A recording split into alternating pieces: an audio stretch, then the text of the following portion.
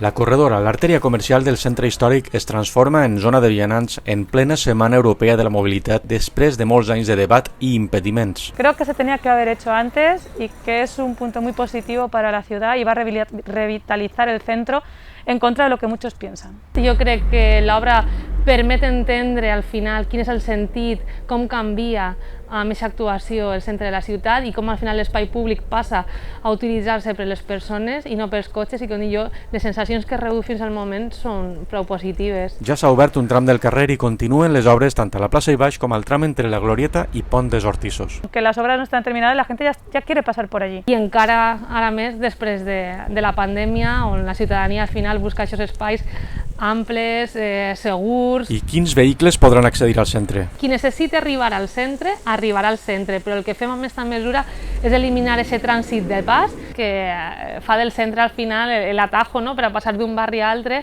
No hi haurà un element físic que impedisca entrar als ponts, però dos càmeres llegiran les matrícules dels vehicles que accedisquen al centre. El que farà les càmeres serà llegir la matrícula del cotxe quan estiguen entrant als ponts i veure si són vehicles que estan autoritzats, i en cas que no, es procedirà a multar els vehicles que hagin entrat sense permís.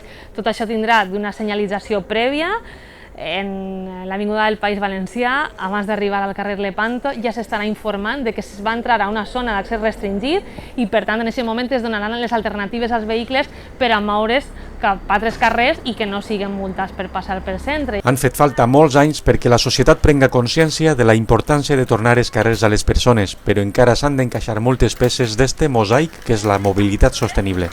Mantinte al dia sobre mobilitat sostenible en tv.margalló.org.